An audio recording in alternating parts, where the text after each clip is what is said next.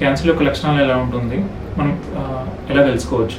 లక్షణాలు మనకి జనరల్గా ఆకలి తగ్గడం కానీ, కడుపు నొప్పి, తిన్నాక కడుపు ఉబ్బడం, వామిటింగ్, వాంతులు అయినప్పుడు రక్తం పడడం, ఏమన్నా మోషన్లో రక్తం పోవడం, మీద చోటికి స్ప్రెడ్ అయినప్పుడు లైక్ లివర్ స్ప్రెడ్ అయినప్పుడు జాండీస్ పసుకలు ఉండొచ్చు. మనకి బాగా అడ్వాన్స్ ఉన్నప్పుడు కడుపులో నీరు కూడా ఉండే ఛాన్స్ ఉంటుంది. సో ఈ సిమ్టమ్స్ అనేది మనకి అంటే కామన్గా చూస్తుంటాం. మనం తిన్నాక ఎంబడే వామిటింగ్ అవ్వడం కానీ అవన్నీ ఉంటుంది. అప్పుడు దాన్ని గ్యాస్ట్రిక్ అవుట్లెట్ అబ్స్ట్రక్షన్ అంటారు. ఇందులో కూడా సర్జరీ అనేది చేయబడుతుంది. ఆ తర్వాత కీమోథెరపీ ఉంటుంది depending on the final stage. ఇంకోటి local advance stage. Local advance అంటే మనకి స్టమక్తో పాటు మిగతా లింఫ్ నోడ్స్ అని కూడా ఇన్వాల్వ్మెంట్ ఉంటుంది. సో ఇందులో మనకి ముందుగా ప్రీ ఆప్ కీమోథెరపీ అంటారు. సో జనరల్గా మనకి 2 వారాలకు ఒకసారి ఇస్తుంటాము. అలా 2 months తర్వాత మళ్ళీ స్కానింగ్ ఉంటుంది. సో రెస్పాన్స్ బట్టి సర్జరీ అనేది చేయబడుతుంది. ఆ సర్జరీ తర్వాత మళ్ళీ మనకి 4 months కీమోథెరపీ ఉంటుంది. Next stage 4 or metastatic. So ఇందులో మనకి కీమోథెరపీ అనేది మెయిన్ రోల్ ఉంటుంది.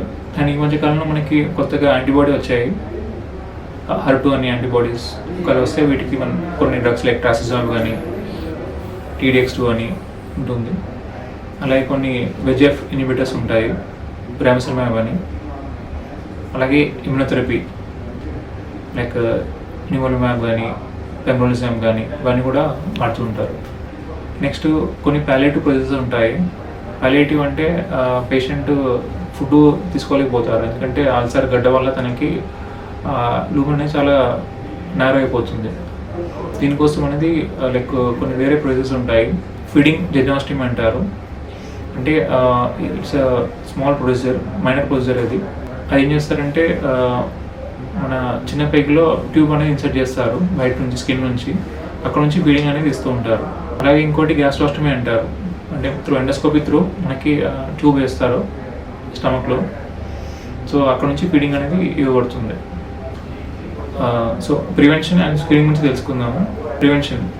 సో ఈ క్యాన్సర్ని ఎలా నివారించవచ్చు? సో మనం కంప్లీట్గా నివారించకపోయినా ఆ రిస్క్ అనేది మనము తగ్గించవచ్చు.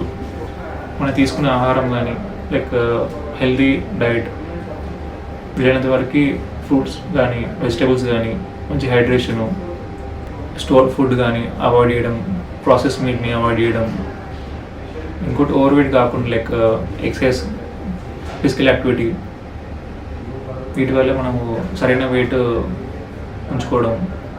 అలాగే స్మోకింగ్ అని అవాయిడ్ చేయడం, ఆల్కహాల్ని అవాయిడ్ చేయడం ఆర్ లిమిట్ చేయడం. ఇవన్నీ కూడా మనకి చేయడం వల్ల రిస్క్ అనేది తగ్గుతుంది.